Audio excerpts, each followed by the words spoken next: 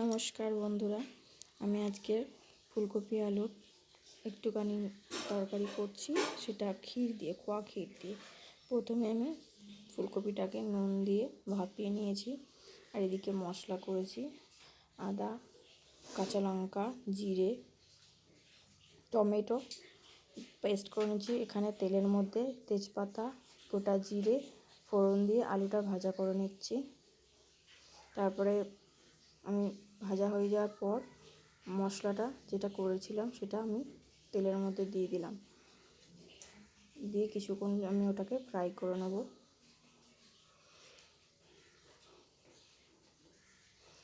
Fry করা মশলাটা পেস্টটা দিয়ে দিয়েছি। এবার দেবো আমি হলুদ।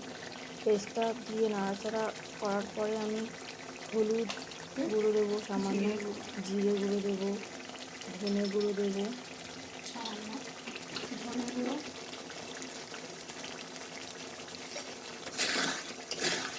দিয়ে আমি কষিয়ে নেব।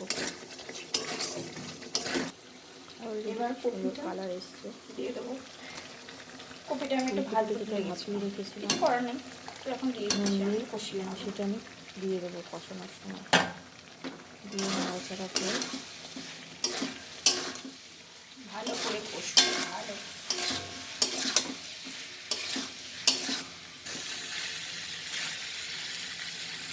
যে আমি কপিটা ভাজলে ভালো হতো, কিন্তু কিছু করার নেই।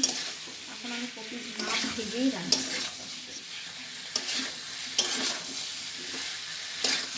কষিয়ে নেবো ভালো করে, জল দিয়ে দিয়ে টাকা দিয়ে দিয়ে তাতেই হবে। দেখি না, তখন একটু ভেজে রান্না করে, যে কপি না ভেজে রান্না করেছিলাম লাগে। চলো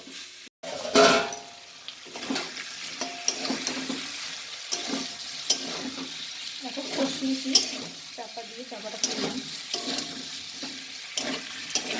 কষানো হয়ে গেছে। জানি একটু ভাজলে ভালো হতো মশলা থেকে। এবার আমি এর মধ্যে জল ঢেলে দেবো।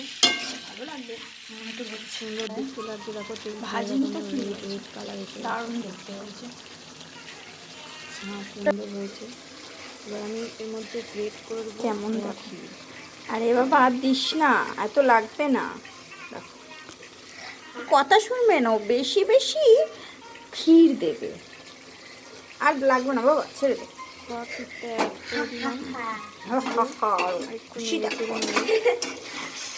খুশি দেখো দেওয়ার পরে কত সুন্দর দেখতে লাগছে। ভুলে গিয়ে যেন পিসটা দিয়ে করছি। এবার আমি জল দিয়ে দেবো, এবার আমি জল অ্যাড করবো। এবারে গান হয়ে গিয়েছে, একদম মশলা কষিয়ে সুন্দর কালার হয়ে গেছে কষা। দেখো তোমরা, সুন্দর লাগছে দেখতে, ইয়ামি ইয়ামি টেস্টি টেস্টি হয়ে গিয়েছে। এবার আমি জল দেবো, সুন্দর লাগছে। এবার আমি জলটাকে অ্যাড করে দিলাম। প্রায় হয়ে গেছে, কষতে কষতেই সেদ্ধ হয়ে গিয়েছে আলু কষি। তারপর একটু জল দিলাম, দিয়ে ভুলে গেছিলাম। এখন লাস্ট স্টেপে চলে যাবে, লাল লাল ঝোল চলে যাবে, সুন্দর দেখতে চলে যাবে। তোমরাই দেখো, লাল লাল ঝোল, খুব সুন্দর লাগে খেতে। খোয়া ক্ষীর দিয়ে ফুলকপি, তো ঝোল রাখবো না, পনিরও ভালো লাগে, অল্প রাখবো। এবার আমি এটাকে ঢেকে দেবো, দিয়ে দারুণ লাগবে। 5 থেকে 10 মিনিট, 10 মিনিট হলে হয়ে যাবে আমার এটা পুরোটা। হয়ে এসছে আমার। গরম মশলা অ্যাড করবো, করলে আমি গ্যাসটাকে অফ করে দেবো, দিয়ে রেস্টে রেখে দেবো কিছুক্ষণ। দেখো সিদ্ধ হয়ে গেছে, কপি আলু সব সিদ্ধ হয়ে গিয়েছে। এবার আমি নামিয়ে নেবো এটাকে, সুন্দর লাগবে। Bye bye.